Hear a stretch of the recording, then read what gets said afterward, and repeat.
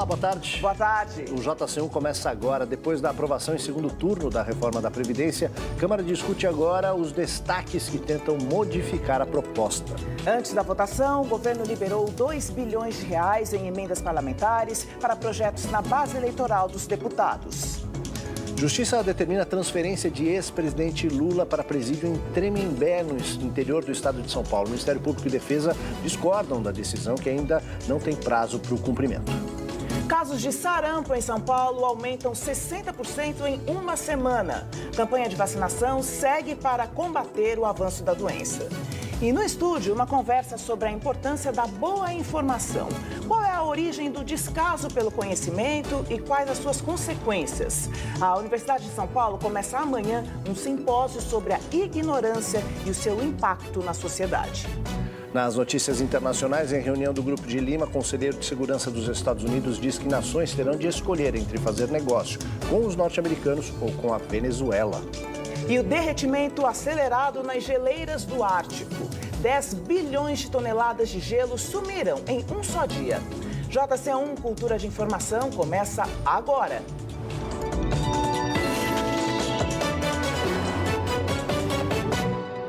A gente começa com as notícias de Brasília, que agora interessam a todos os brasileiros, porque com menos votos do que na primeira votação, mas ainda com folga, a Câmara dos Deputados aprovou nesta madrugada, em segundo turno, o texto principal da reforma da Previdência.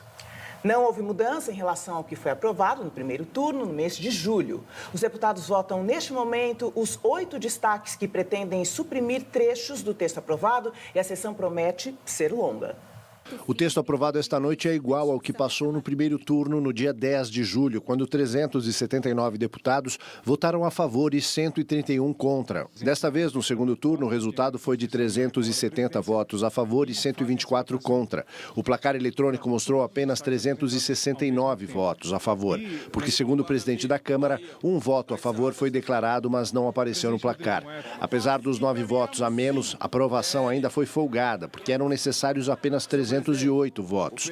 Aprovado o texto base, após 5 horas e meia de debates, a sessão foi encerrada. A votação dos destaques ficou para esta quarta-feira. São 8 propostas, 7 delas da oposição, que objetivam retirar pontos do texto aprovado e alterar as novas regras. Algumas das propostas preocupam o governo, porque se forem aprovadas, diminuem bastante a economia prevista com a reforma, estimada hoje em mais de 900 bilhões de reais. O presidente da Câmara acredita que nenhum dos destaques será aprovado e que o texto seguirá para discussão no Senado sem modificações. Os principais pontos da reforma são os seguintes: idade mínima de aposentadoria igual no setor público ou privado, 65 anos para os homens e 62 para as mulheres. Para professores, idade mínima de 60 anos para homens e 57 para mulheres, com 25 anos de contribuição para todos. Tempo de contribuição: no setor privado, homens 20 anos para quem ainda não entrou no mercado e 15 anos para quem já trabalha. Mulheres, 15 anos, independentemente de já trabalhar ou não.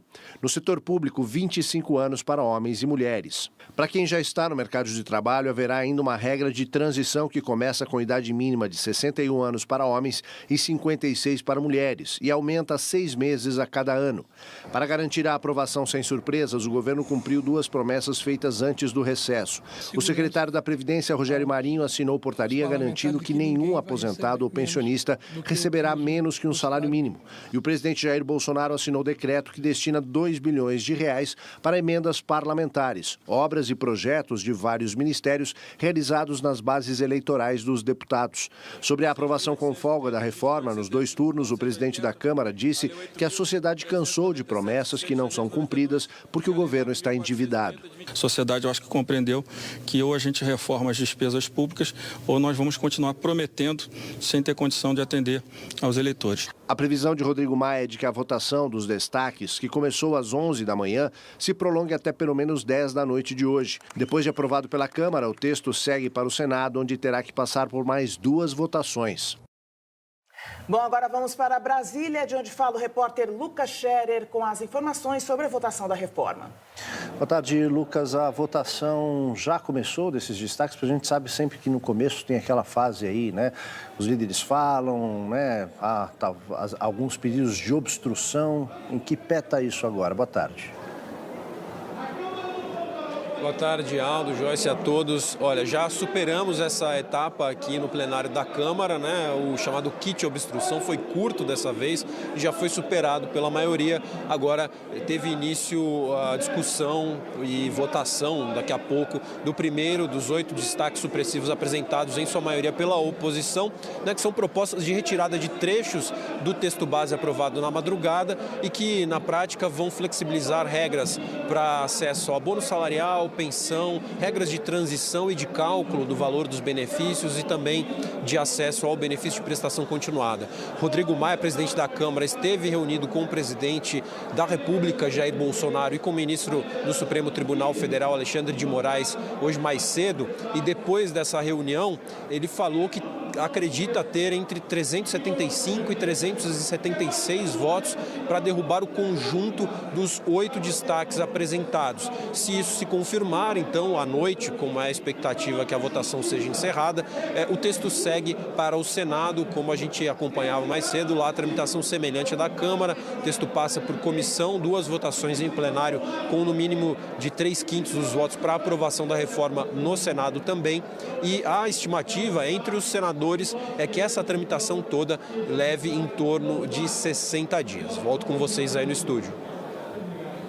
Ok, Lucas, obrigado pelas informações. A gente vai continuar acompanhando e você, claro, vê a cobertura completa no Jornal da Cultura às 9 da noite. E nós seguimos ao vivo agora via Skype com a presidente do Instituto Brasileiro de Direito Previdenciário, a advogada Adriane Bramonte. Boa tarde, doutora Adriane. Muito obrigada por nos atender aqui no JC1. E eu pergunto para a senhora o que a senhora acha desse primeiro texto, né, da aprovação desse texto principal e dessas modificações propostas. Boa tarde, a Joyce. Boa tarde a todos. O texto não foi modificado. Não está tão ruim, mas tem muitas coisas ainda que precisam ser discutidas.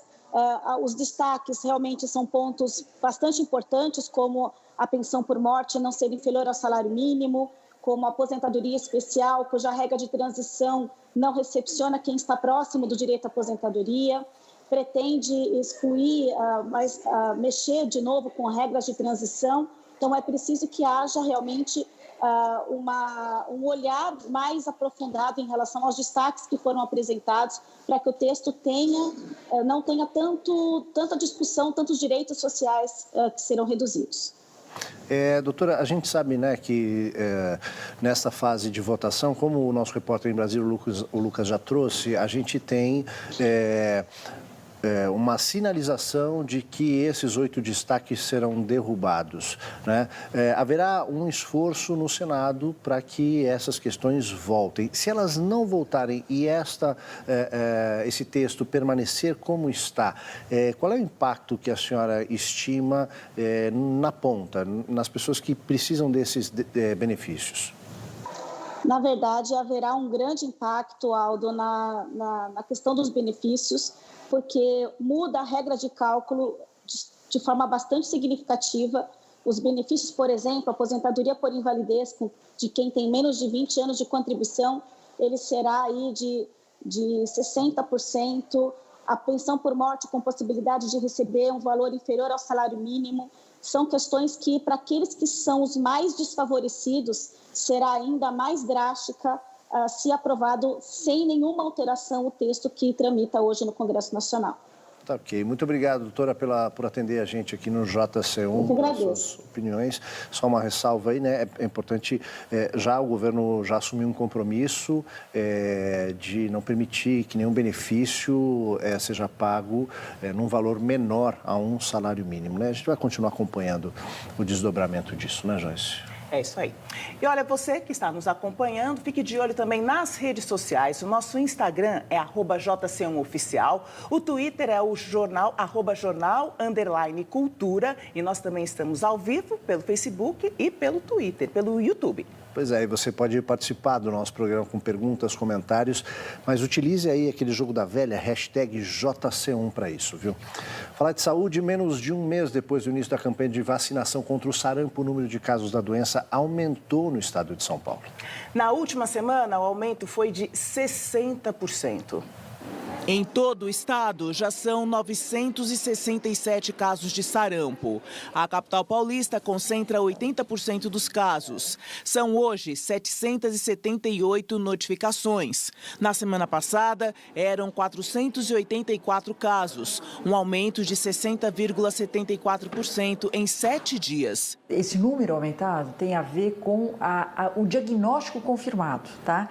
Então, à medida que vai saindo os resultados do diagnóstico, você vai confirmando o número de casos. Não quer dizer que esses casos estão acontecendo necessariamente agora. Primeiro ponto. Segundo, a vacinação, mais ou menos 2 semanas para a pessoa estar protegida e a gente começar a ver o impacto.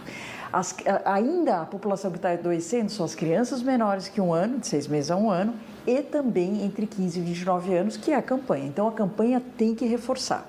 Terceiro, não atingimos ainda a cobertura vacinal que a gente precisa, tá? Então, tudo isso junto explica esse número de casos. A campanha de vacinação começou em 10 de junho com a meta de imunizar 4,4 milhões de jovens e adultos de 15 a 29 anos em todo o estado, até o dia 16 de agosto, data prevista para o encerramento da mobilização. Até o momento, foram vacinadas 902 mil pessoas nessa faixa etária. A Secretaria Estadual de Saúde informou que a única forma de barrar o aumento do número de casos é vacinando a população. Uma pessoa contaminada pode infectar até outras 18 que não foram imunizadas. Então, só lembrando que quem já teve sarampo não precisa se vacinar. Agora, uma atualização importante em relação à situação do ex-presidente Lula. A Justiça Estadual de São Paulo determinou que ele seja transferido para a Penitenciária 2 de Tremembé, no interior de São Paulo. Essa decisão saiu agora há pouco e vem poucas horas depois da Justiça do Paraná pedir a transferência de Lula a pedido da Superintendência Regional da Polícia Federal, onde ele está preso. O juiz Paulo Eduardo de Almeida Sócio, da Justiça Estadual de São Paulo, determinou que o ex-presidente Lula cumpra o restante da pena na Penitenciária 2 de Tremembé, no interior de São Paulo. Pela manhã, a juíza substituta Carolina Lebos, da 12ª Vara Federal de Curitiba, autorizou a transferência, alegando que a manutenção da prisão de Lula gera prejuízo ao interesse público com o emprego de recursos humanos e financeiros. Ainda não há uma data para que Lula seja transferido. Desde abril do ano passado, o ex-presidente cumpre pena de 8 anos, 10 meses e 20 dias de prisão numa sala de Estado-Maior da Superintendência da Polícia Federal de Curitiba pelos crimes de corrupção passiva e lavagem de dinheiro, no caso do triplex no Guarujá, no litoral paulista. A defesa do ex-presidente declarou que é contra a transferência, mas ainda está avaliando quais medidas vai tomar. E aumenta em quase 300% a área da Amazônia com alerta de desmatamento. Os dados do sistema DETER do INPE mostram que no mês passado a área da floresta amazônica com alerta de desmatamento subiu 278% em relação a julho de 2018. Isso representa mais de 2.000 quilômetros quadrados em 9 estados. São os números mais altos em 3 anos. Estes alertas são usados pelos fiscais do IBAMA para comprovar ou não a devastação. Lembrando que as estatísticas do INPE já foram classificadas como mentirosas e a serviço de ONGs pelo presidente Jair Bolsonaro. O ex-presidente do INPE, Ricardo Galvão, negou as críticas e foi exonerado. Com a troca do comando do Instituto, Bolsonaro afirmou que vai receber antes os dados considerados alarmantes para decidir sobre a divulgação. Para outras notícias de hoje pelo país, a Agência Nacional do Petróleo, Gás Natural e Biocombustível aprova o aumento da mistura do biodiesel no óleo diesel comum. E a Petrobras cancela contrato com o escritório do presidente da Ordem dos Advogados do Brasil, Felipe Santa Cruz. O contrato firmado entre o escritório de Felipe Santa Cruz e a estatal atuava em causas trabalhistas. O motivo da rescisão e o valor do contrato não foram divulgados. A decisão veio um dia depois da participação do presidente da OAB no programa Roda Viva, aqui da TV Cultura, onde ele falou sobre o embate com o presidente Jair Bolsonaro e alertou para a possível perseguição a quem pensa diferente do governo. As vendas do comércio cresceram em junho e registraram o primeiro resultado positivo desde março. De acordo com o IBGE, o setor teve uma leve alta de 0,1% na comparação com o mês de maio. Já em relação a junho do ano passado, houve uma queda de 0,3% nas vendas. No acumulado dos 6 primeiros meses do ano, o comércio teve uma alta de 0,6% em relação ao mesmo período de 2018. Os setores como supermercado, alimentos e bebidas e artigos de uso pessoal e doméstico ficaram estáveis e ajudaram a manter o índice positivo. A Agência Nacional do Petróleo, Gás Natural e Biocombustível aprovou hoje o aumento da mistura do biodiesel de 10% para 11% no óleo diesel. A medida passa a valer no dia 1º de setembro para o consumidor final do combustível. Cerca de 80% do biodiesel produzido no Brasil é feito a partir do óleo de soja. Segundo a Associação Brasileira das Indústrias de Óleos Vegetais, o aumento da mistura do biodiesel no diesel comum está alinhado com a tendência mundial de redução na emissão de gases de efeito estufa. A Lei Maria da Penha, que dá proteção a mulheres vítimas de violência doméstica, completa hoje 13 anos. Para marcar a data, o governo de São Paulo lança um site com informações para ajudar mulheres em situação de vulnerabilidade. No Brasil, a cada 2 minutos, uma mulher consegue na justiça uma medida protetiva contra o parceiro. Os números impressionam, mas representam um avanço que só foi possível graças à Lei Maria da Penha, que hoje completa 13 anos. Em todo o mundo, segundo a Organização Mundial da Saúde, os diferentes tipos de violência contra a mulher já representam um problema de saúde pública. Aqui em São Paulo, para tentar ajudar essas vítimas, foi lançada hoje a plataforma SOS Mulher, um site informativo com vídeos e serviços públicos que estão à disposição dessas vítimas. São dados para as mulheres, então ele tem ajuda com saúde, tem ajuda psicológica com advogados, terapeutas. Depois nós temos também para a mulher que quer ser empreendedora, está procurando um trabalho, onde tem cursos grátis, onde ela pode se capacitar. Enfim, é tudo relacionado à mulher, independente de qual seja o problema que ela tem. Agora o nosso tema do dia. As notícias falsas multiplicam a ignorância. Fatos comprovados pela ciência são desacreditados com sensacionalismo e espalhados, principalmente pelas redes sociais. Há casos em que a mentira pode levar ao risco de morte, como a dúvida em relação à eficácia das vacinas, por exemplo. Pois é, e a gente vai mostrar agora alguns dos temas mais contestados ultimamente pelas fake news e como podemos argumentar com informação de qualidade. A Terra é redonda. A primeira confirmação foi feita no ano 3 a.C., mas definitivamente foi mostrado pelas grandes navegações, aí na época de Fernão de Magalhães, que a Terra era realmente esférica, né, redonda. As pessoas no dia a dia podem ter já uma noção de que realmente a Terra não é plana. Quando temos um eclipse lunar, a sombra da Terra encobre a Lua e quando a gente vê é uma sombra arredondada. E um outro fato é que se a Terra fosse plana, o planeta inteiro enxergaria esse eclipse, e o que não é verdade, só a face que está de noite, que olhando para a Lua consegue fazer isso, o outro lado é dia, então também não tem acesso. O aquecimento global existe. Mais de 99% dos artigos científicos publicados em jornais sérios, em periódicos científicos sérios, que passam por revisão criteriosa, demonstram que as mudanças climáticas e o aquecimento global, eles são causados pelas ações humanas, eles já trazem consequências severas para a nossa vida, excesso de chuva, tempestades muito fortes, excesso de secas, furacões mais intensos e mais frequentes. Julho de 2019 já é considerado o mês mais quente da história, desde que se tem registro.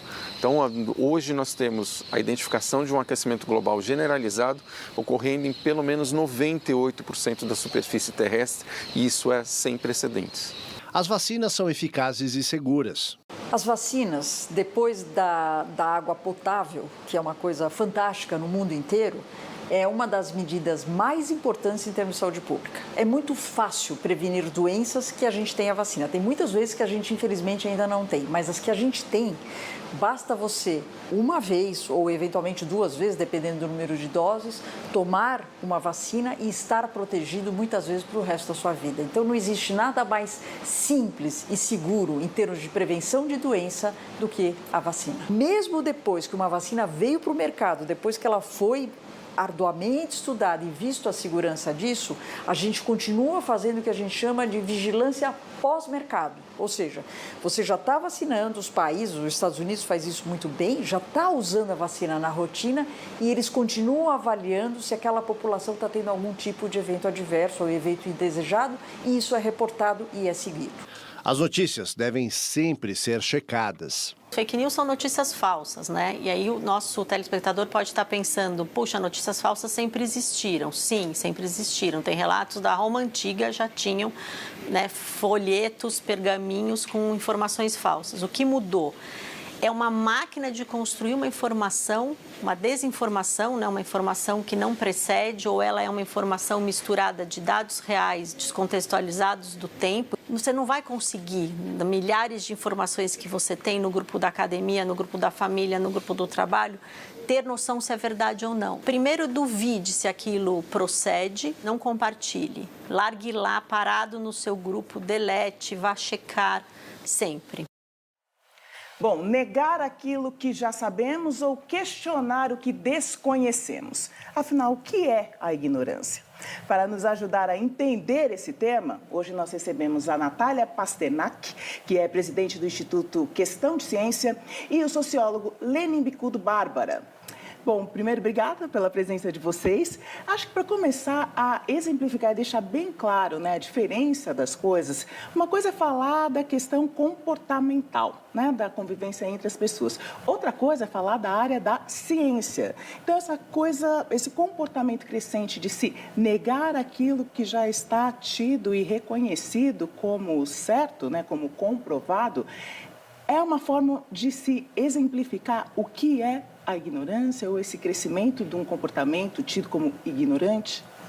Eu acho que sim. Eu acho que é importante, primeiro, deixar claro que quando a gente fala de ignorância e de estudos da ignorância, não é uma forma pejorativa. Ai, seu ignorante, você não sabe nada. É simplesmente um conceito de coisas que não sabemos ou de conceitos científicos que são consensuais e que a gente ignora. Então, dentro desse escopo, quando a gente ignora consensos científicos sólidos que já foram conquistados pela ciência, e como o aquecimento global, as vacinas, os exemplos que a gente viu aqui, a gente não está contestando de uma maneira cética saudável, tipo, eu sou curioso, eu sou questionador, eu quero saber. A gente está negando evidências que já foram comprovadas e que estão lá na nossa cara. E por que esse espaço para esse crescimento hoje, Lenin? A gente pode começar considerando que hoje a gente tem muito mais coisas para serem conhecidas do que cada indivíduo tem condição de conhecer. Então, isso cria uma dificuldade para as pessoas navegarem nesse mundo que tem excesso de informação. Elas acabam se aproximando mais do seu nicho próprio e depositando uma confiança naquilo que as pessoas que estão próximas delas acreditam. Isso ajuda, em alguns casos, a coisas que estamos em condições de conhecer com certa facilidade serem ignoradas, como nos exemplos da matéria que vocês colocaram da Terra plana. Natália, você fez, acho que, uma ponderação importante que eu acho que vale a pena a gente deixar bem esclarecida. Uma coisa é aquele questionamento saudável que a gente precisa manter o tempo todo, né? O espírito crítico do ser humano, né? Quer dizer, questionar as coisas. Agora, qual é o limite entre este questionamento saudável e aquele que se transforma em algo tóxico para toda a sociedade, como o caso das vacinas, por exemplo? Eu acho que é exatamente esse limite, é a diferença entre questionar e negar as evidências sem ter nenhum embasamento científico para negá-las, que é o que acontece, por exemplo, no caso das vacinas. E isso pode ser motivado por teorias da conspiração, por fake news. No caso das vacinas, tem uma questão histórica de vacinas terem sido ligadas ao transtorno de autismo há 20 anos. Isso foi desmentido, o médico responsável por isso teve o diploma cassado. Isso já foi completamente encerrado dentro da questão científica. Todo mundo na ciência sabe que isso foi uma fraude que aconteceu há muito tempo, que já foi desmentido, mas perdura. O mito perdura. Então, eu acho que isso... Ela tocou num ponto, Lene, que é a questão dessas teorias de conspiração. E isso me chama atenção porque, assim, evoca um pouco de um comportamento humano. Quando a gente tem uma teoria da conspiração, isso dá um pouco de poder, não dá? Quer dizer, eu sei de uma coisa, eu sei da verdade que você desconhece. Vou te contar uma coisa, e aí eu faço esse relato dessa teoria de conspiração. Isso mexe um pouco com o ego também, não mexe? Sim, de certa forma, ele é uma forma de oferecer uma explicação para quais são os problemas que nos afetam. Então, ela é uma explicação fácil, é uma explicação que, se a gente analisar com cuidado, ela está errada, mas ela satisfaz essa necessidade de explicação que todos temos. E essa energia questionadora, ela pode ser canalizada para o lado positivo, né? Porque o ignorar, o não saber, pode despertar a curiosidade, né? A busca pelo conhecimento e o mover da ciência. Sim. Com certeza, a ciência funciona à base de questionamentos. A ciência não é dogmática, nós não trabalhamos com verdades absolutas. E como trabalhar essa dificuldade do não saber? Direcionando para o pensamento científico? Direcionando para o pensamento racional, o espírito crítico, como o Aldo falou. Então, principalmente, acho que tentando ensinar as pessoas, principalmente crianças e jovens, a desenvolver esse espírito crítico, esse pensamento racional e questionar, sim, mas saber analisar as evidências.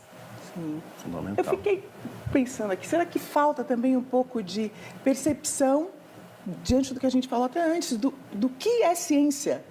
Né, do que é o pensamento científico, do que colocar em dúvida dentro daquilo que vem do pensamento científico. Acho que parte também um pouco disso, não? Com certeza. Tanto a ignorância como o ato de duvidar, eles têm um lugar no processo científico.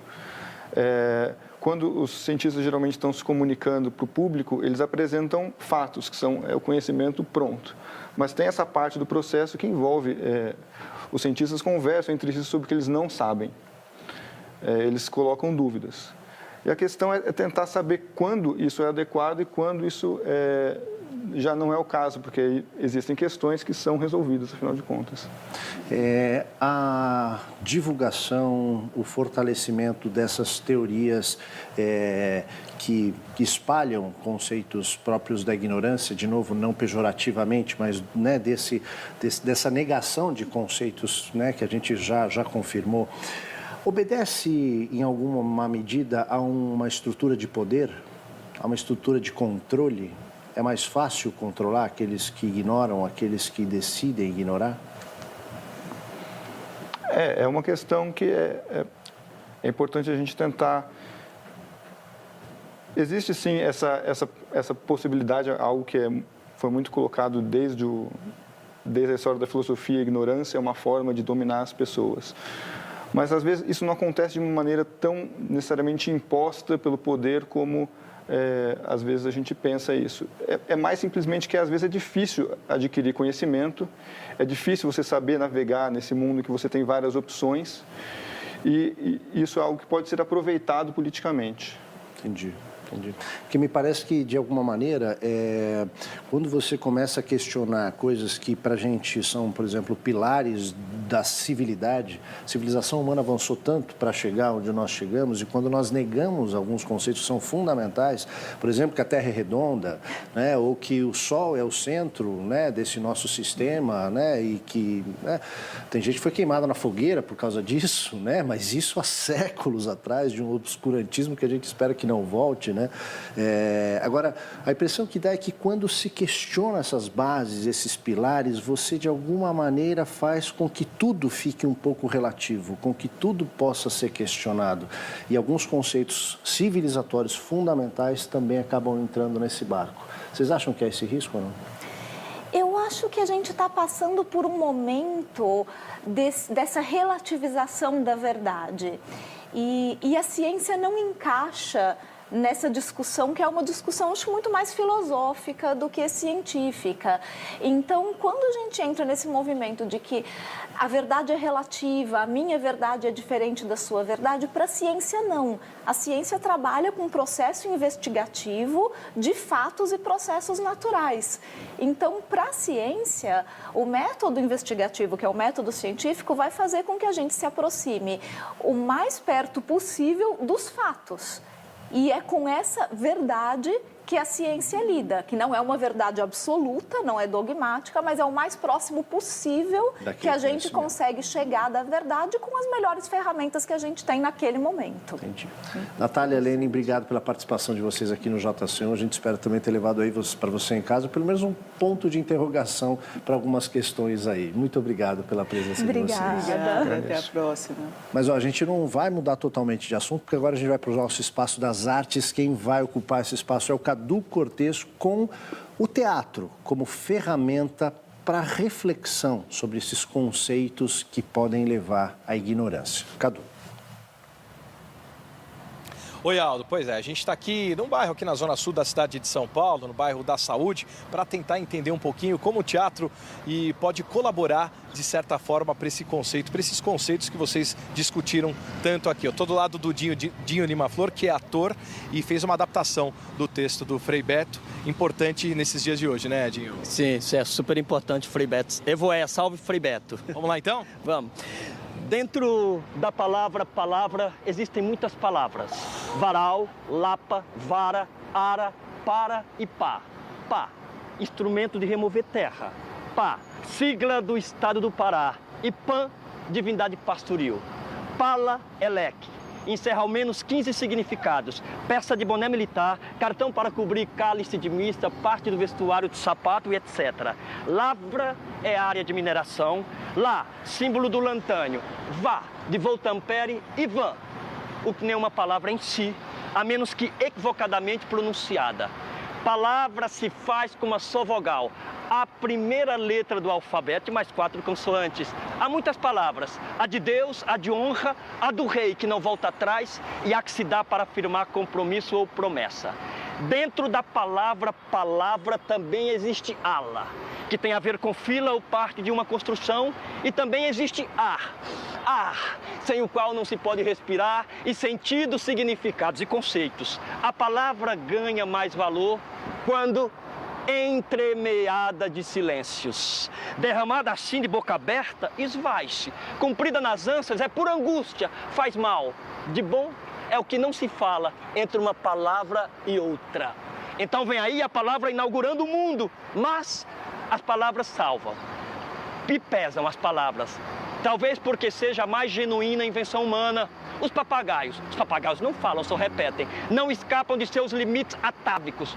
O olho é a fonte da visão, como o ouvido da audição. A língua facilita a deglutição, como a traqueia a respiração. No entanto, a ânsia de expressar-se levou o ser humano a conjugar a mente, boca, órgão de respiração e da deglutição para proferir palavras. No princípio era o verbo. Reza o prólogo do Evangelho de João. Deus, Deus, Deus é palavra. E em Jesus ela se fez carne. Mas a palavra fere, machuca, dói. Dita no calor aquecido por mágoas ou ira, penetra como flecha envenenada, obscurece a vista e instaura solidão. Mas a palavra também salva. Salva, salva, salva. Maravilha, Dinho. Parabéns, hein? Obrigado. Salve, muito obrigado. Até mais. Somos das Companhia do Tijolo e a gente manda um abraço para a palavra e para as pessoas que trabalham com a palavra, que essa palavra tem que salvar mesmo. A palavra dentro da palavra. Da palavra. Valeu, voltamos com vocês nos estúdios. Valeu, Cadu, obrigado. Um tijolaço aí para nós, hein? Vamos pro intervalo? Vamos lá, daqui a pouco aqui no JC1, atletismo, natação e tênis de mesa. As medalhas do Brasil nos Jogos Pan-Americanos de Lima. E as declarações de autoridades na cúpula do Grupo de Lima, que expõe a escalada da pressão norte-americana sobre a Venezuela e os aliados do regime de Maduro. Voltamos já.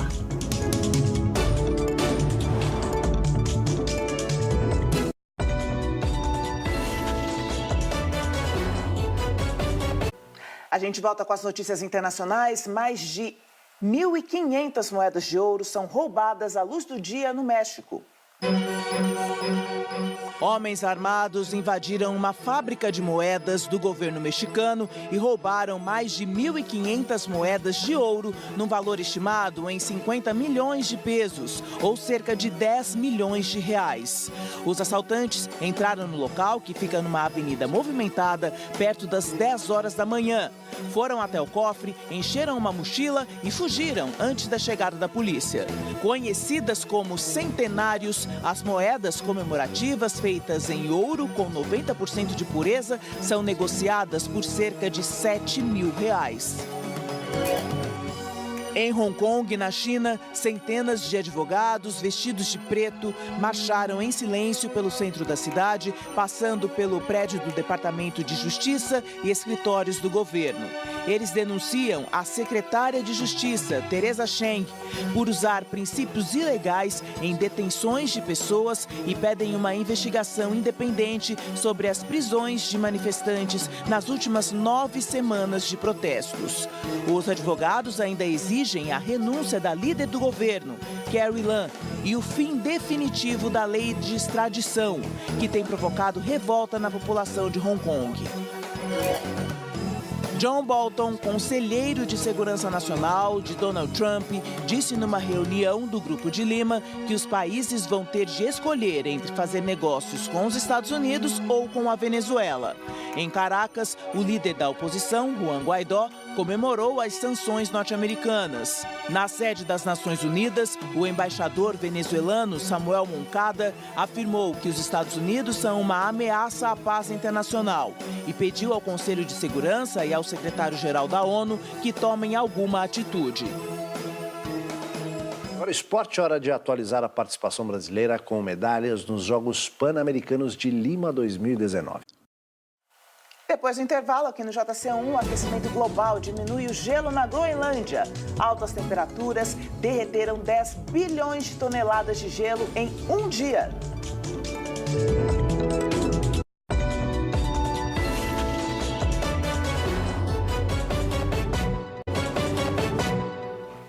Agora uma notícia sobre o aquecimento global. Em apenas um dia, derreteram mais de 10 bilhões de toneladas de gelo na Groenlândia.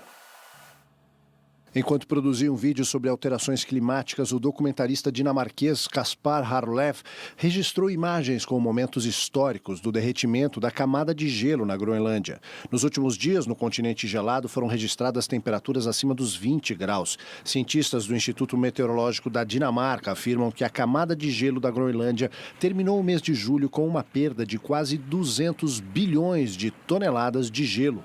A maior perda diária aconteceu em 31 de julho. 10 bilhões de toneladas da camada de gelo desapareceram.